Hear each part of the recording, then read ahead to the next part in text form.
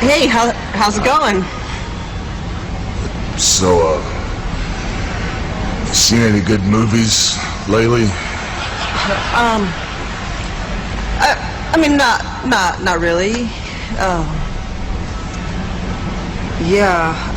The weather is crazy, you know?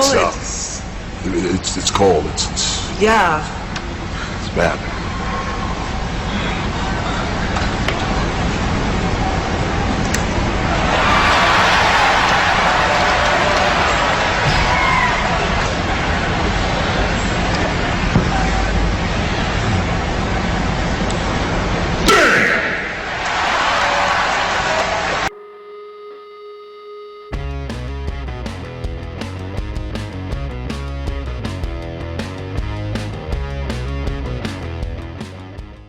Hey guys, this is Chase, that guy with the gloves. And today we're going to do an action figure review on the WWE ELite Series LITA. This is one of my bucket list figures. I have been waiting for Mattel to get the rights to make LITA for a long time. I even went so far as to kind of stockpile some older Divas figures and to find a Jax LITA head, just in case they never got around to doing it. I do kind of wish we would have gotten her 2003 appearance with the shorts and the tank top, but I'd have to say this is like the next best thing. In fact, I've actually just really grown to love the way this figure looks. So, let's take a look at the packaging first. So as you can see up here, this is the first time LITA has been in the line, obviously. She includes 2 interchangeable tops. She is considered a flashback. Her side profile picture looks pretty decent, and unlike some of the other figures, it's the same on all 3 sides. You can see the other figures in the wave here. Definitely worth collecting all of these. Personally, now this is just me, I think they should include on the career highlights that LITA was part of a live sex celebration with Edge. I mean, come on, it was one of the highest rated segments on Monday Night Raw ever, but I can see why they didn't want to include that. So here is a closer look at the Queen of Extreme herself. Now, I think this head sculpt is spot on. I look at this, I see LITA. Mattel's been very, very hit and miss when it comes to their Divas figures, especially with their face molding and stuff. So, bravo, you guys, to me, you nailed it. This one looks absolutely great. The eyebrows look really great, matches the hair color. I love the way the hair looks. I like how it's just a uniformed red. There's not a whole lot of different streaking or dry brushing or anything like that.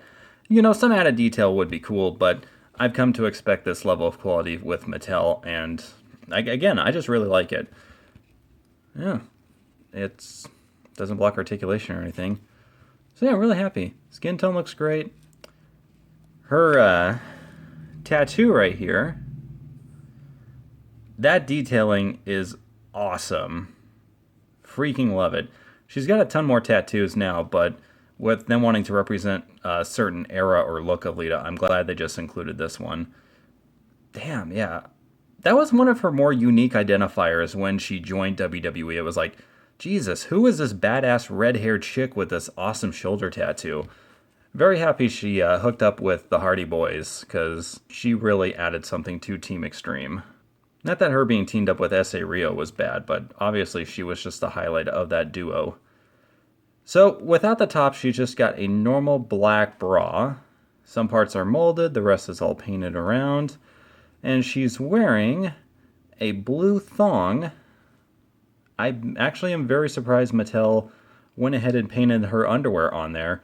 And again, things like that do surprise me. Like, they released a Godfather figure, and they gave LITA her underwear, because, you know, parents these days, they get riled up over nothing. I'm very glad that they represented her authentically, especially with this look.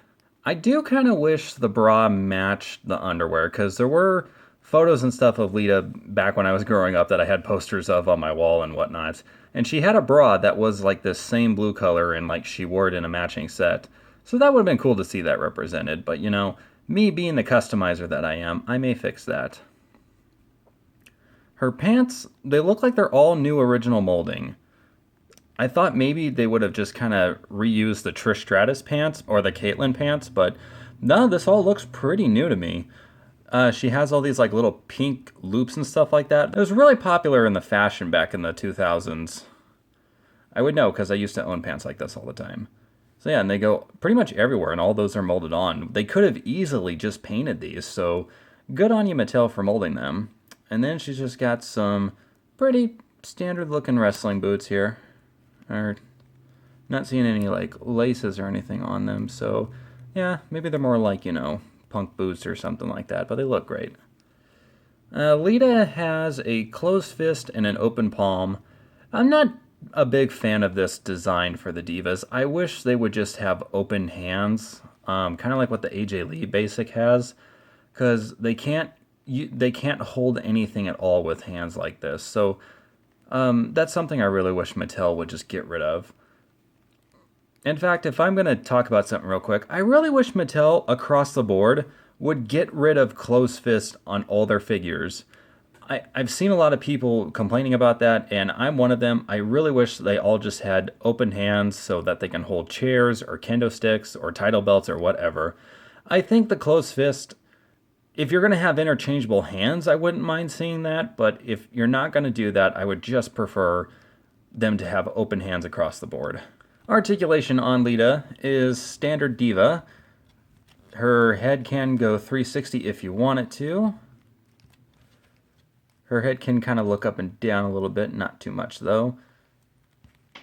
Not really any bobbing action in there. She has an upper diaphragm joint that can barely move to the left or right, and it can go forward about that much. Can't go back all that much, but it does go back. Shoulder rotates 360, upper bicep swivel, go all the way around. Single bend in the elbow, rotates at the wrist, no hinge. One day we'll get that. Her legs can go out that far, to the side that far. Swivel in the upper hip, single bend in the knee, wish it was a double jointed knee. Can rotate all the way at the boot. And it does have a slight pivot, but mostly it's due to the rotation. So really it's just a rotation, not much in the form of pivoting. Okay, now we're going to figure out how to put the tops on. So the first one here is kind of like a tank top with a cut little spot right there at the bottom. Gives it that nice triangle shape. And it's got a clasp back here. So I think what we're going to do is we're going to put that over or under her hair. And it's going to go over her head. And we're going to take, there we go. Not too bad at all. It's a good thing too that this top is form-fitted. It being this soft rubber. Normally I'm not a fan of the rubber shirts, but when it's kind of in this design, it's actually okay. And yeah, that looks really cool. I like the way that looks. I have to say, of the two, this one's probably my favorite.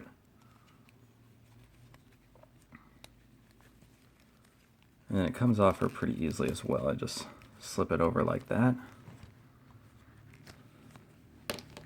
And there you go. So now the second little tiny yellow mesh top. It's got some Velcro back there. Undoes itself like that. Take her hands or her arms.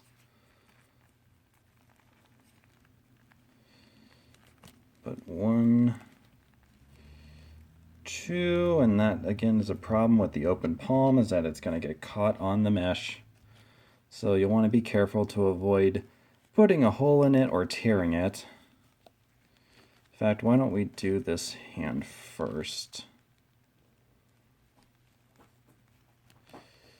And it keeps getting stuck. Damn, I kind of knew this was going to happen. There it goes.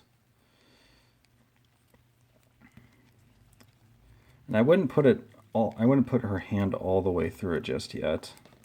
I'd actually get that one through first.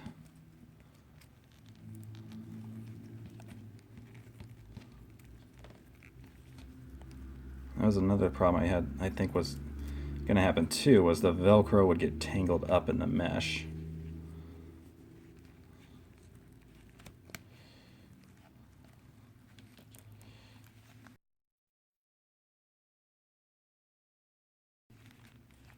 Oh, and yep, the holes on it are so small. It's getting stuck on our shoulder joints. And okay. It's not pretty, but we got it on there. Well, kind of. Jeez. Okay. It's not normally this hard for me to put on or take off a woman's clothes. My problem is I'm just being a little too gentle. Normally I don't get that complaint. There we go.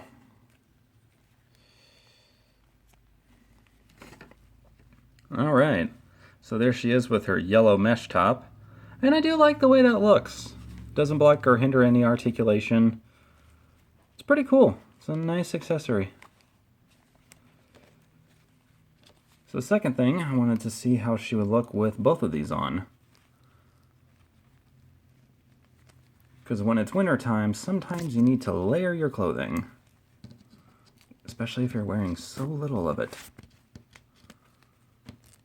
So we get the hair through there.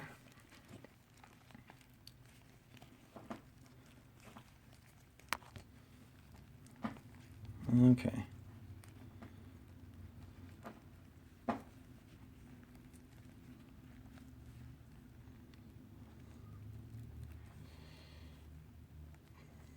feel like I need the Benny Hill music going on in the background.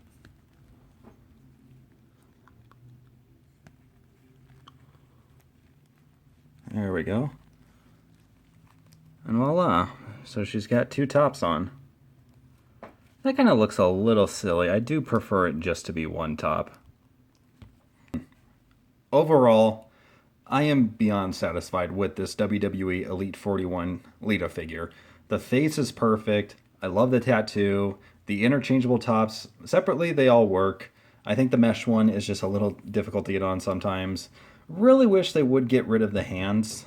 I'm just not a fan of the closed fist and the open slapping palm. I would prefer hands that can hold on to something. Women's title looks great on her. The pants, the sculpting, I think it's all really great. Now, normally I complain and dock the Divas figures for their articulation. I'm not going to do that this time. I'm pretty much just grown accustomed to it. Yes, I would love hinges in the wrist, some better ab and diaphragm joints, and, you know, I really, really would like to have double jointed knees, but whatever. I can make do. So, God, I'm so pleased with this figure. Not perfect, but it's great. The Elite 41 Lita figure gets a 9.5 out of 10. And I'm so happy to have Team Extreme, even though you're a dirty, dirty bootleg. Alright guys, this was Chase from Burnout Inc., that guy with the gloves, and I think little me is pretty happy about having a Lita figure too. Okay. Please like, comment, share, and subscribe. You can reach me at thatguywiththegloves@gmail.com. Don't forget to enter my fan art giveaway contest. Ends on April 4th.